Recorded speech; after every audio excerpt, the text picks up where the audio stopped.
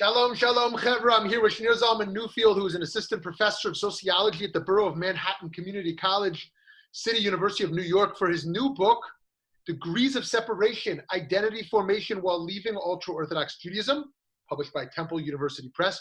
Newfield interviewed former members of the Lubavitch and Satmar Ultra-Orthodox communities about their experiences leaving those sects and beginning new lives. Visit him online at zalmannewfield.com. Thank you for taking time to talk. Oh, thank you for having me. So how widespread is the phenomenon of people leaving the Hasidic community? So the truth is we don't have great quantitative data on this topic yet. There are some studies about it. One indicates that there's approximately 10,000 people globally who have left the ultra-Orthodox community. Another study indicates numbers higher. But what we know for sure is that there's a significant proportion of the Orthodox and ultra-Orthodox community who are leaving. We could see this, for example, if you take one organization, Footsteps, which is a New York-based organization that helps people leaving the Orthodox community, their membership numbers were recently over 1,700. So in just one organization, we have that many people leaving. There's other organizations like it in other parts of the world. Plus, we know internally from these communities that they are aware of this phenomenon, what they consider a grave threat to the community, and they've tried to take all sorts of steps to address it. For instance, in the Lubavitch community several years ago, several dozen rabbis from all around the world got together and issued a proclamation, a statement, saying that the men and women in the community should get married at a young age, and they felt that this would help to sort of lock people into the community before they had a chance to think about possibly leaving. So definitely this is a significant proportion of the total Orthodox population. By the way, when you give that number, is that just the Hasidic community, or is that the Haredi, the ultra-Orthodox community at large?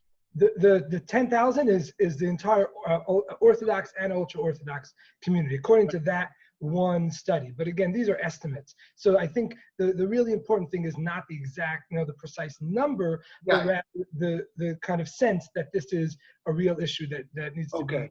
Because obviously, the number who would leave liberal Orthodoxy compared to like Hasidic Jewry would be much higher, right? So, right. I think, and yes, that's a good point. And I think that goes to the fact that it raises the issue of what is the nature of the boundaries of these communities. So again, it's not simply a question of just what percentage or what number of people are leaving, but what is the kind of ethos in the community. Within liberal Jewish denominations, obviously all denominations want to maintain or even increase their numbers, but there's an understanding that people shift. Maybe people go from more liberal Jewish denominations to more Orthodox ones. Maybe people step out for some period of time and then come back to synagogue when they start having kids or grandkids or whatever.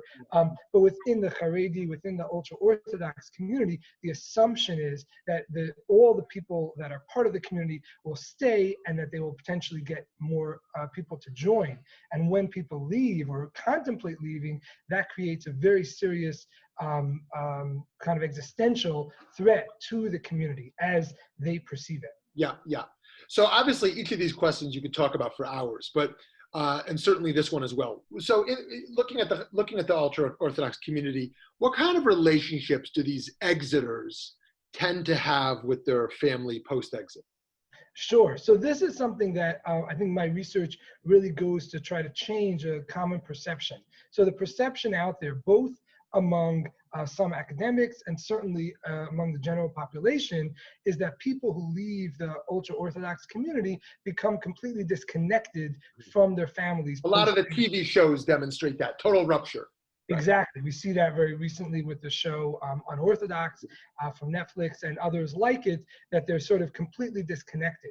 And my research has found that is not at all the case. So as you mentioned, I interviewed 74 Lubavitch and Satmar men and women who left their community, and I found that the majority of them managed to maintain some kind of relationship post-exit. Now, I don't want to sugarcoat this.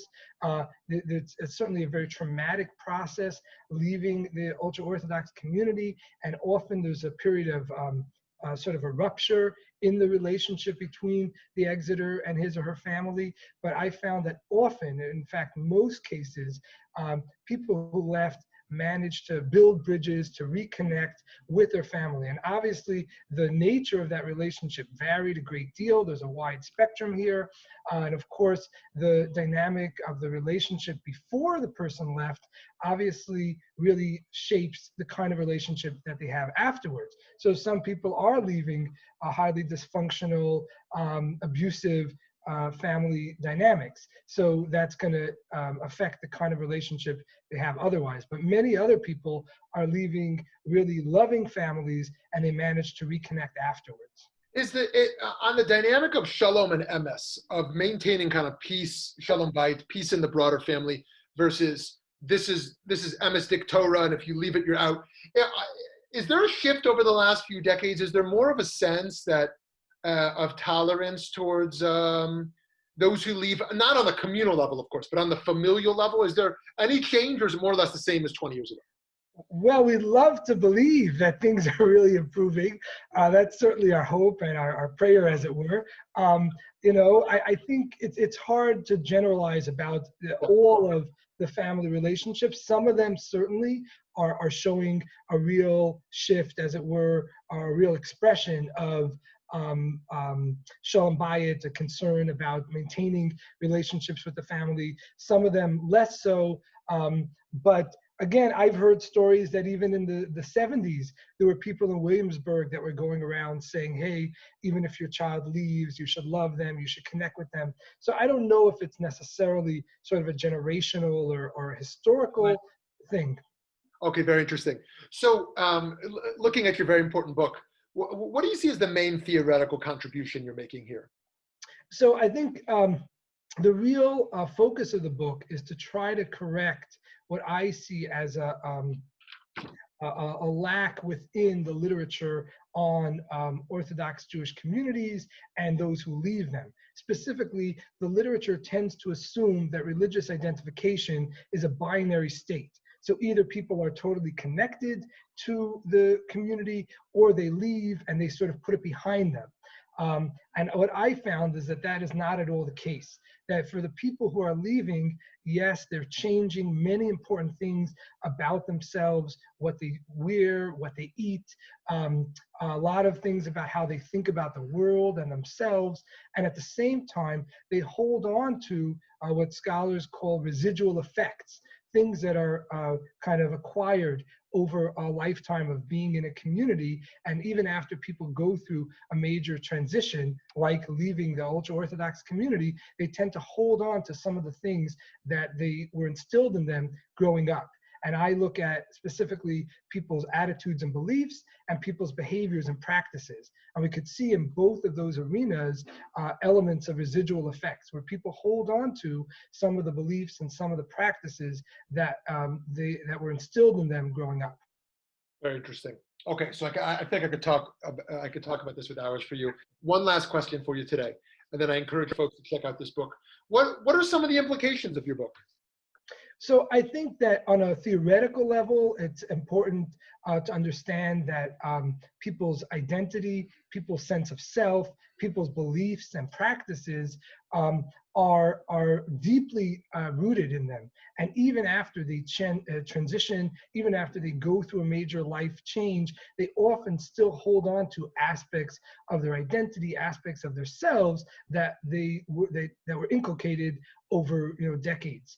On a practical level, I think one of the important implications is for people who are leaving the ultra-Orthodox community or the Orthodox community, that they should sort of give themselves a break. That I think sometimes there could be an impulse that since I'm leaving the community, I need to change every single thing about me, about myself. and they could feel a great sense of pressure or anxiety. Well, I seem to still feel connected to the Hasidic music I grew up with, or I still enjoy learning Torah, or any number of other sort of beautiful things that could be a part of a person's upbringing. And my research finds that instead of trying to completely jettison all these different aspects of a person's upbringing, that it's perfectly okay to actually try to incorporate them into their life going forward and find a way to make that a part of their life and make it feel authentic and true to who they are and who they want to be in the future. Yeah. Okay. I lied. One last question. You is vocal about progressive causes.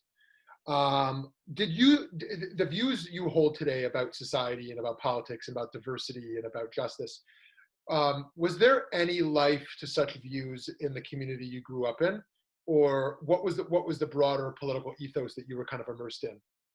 So I think it's interesting when I think about my own sort of political and moral development. On the one hand, I don't want to say superficial, but on a basic level, there's real rupture, real disconnect between my current politics and sort of moral outlook and what was instilled in me growing up in Crown Heights in Brooklyn in the 1990s. And I talk a little bit about this in the book, not in my own experiences, but for the people I interviewed, how they think about race, how they think about gender, and some of these attitudes and outlooks are extremely conservative and might even say reactionary. At the same time, I really do feel that there's a kind of link between my the moral teachings that were instilled in me growing up and my current outlook. And specifically, I think that as a Lubavitcher, I was taught that Ahavat Yisrael, love for one's fellow Jew, is such an important, essential part of who we are and what we need to focus on. And I think that for me at least, and I know this is not the way that all Lubavitchers think about this, but for me, I essentially took that idea, that focus, that passion around Ahavat Yisrael, and essentially just extended the circle and said, look, yes, we have to love our fellow Jews, but we really have to love all of our fellow brothers and sisters, and that we're actually one large family, and we simply cannot ignore the needs, the interests, the pain, the suffering of all of our brothers and sisters of every race, of every gender, of every religious background, and that has to be the focus of our life. So I see an element of continuity, while at the same time I know that some people in Lubavitch would see that as a kind of repudiation of my upbringing. That's a beautiful example of the identity formation and the continuity. To think about taking something good, of course it's not always good, but in this case something good and expanding it, taking Ahavat Yisrael, love for fellow Jews, and expanding such a notion where there is good to a broader sphere. So anyways, thank you for this wonderful time. And friends, be sure to check out Professor Schneur Zalman Newfield's book, Degrees of Separation, Identity Formation While Leaving Ultra-Orthodox Judaism. To be continued. Thank you so much. Thank you so much. Take care.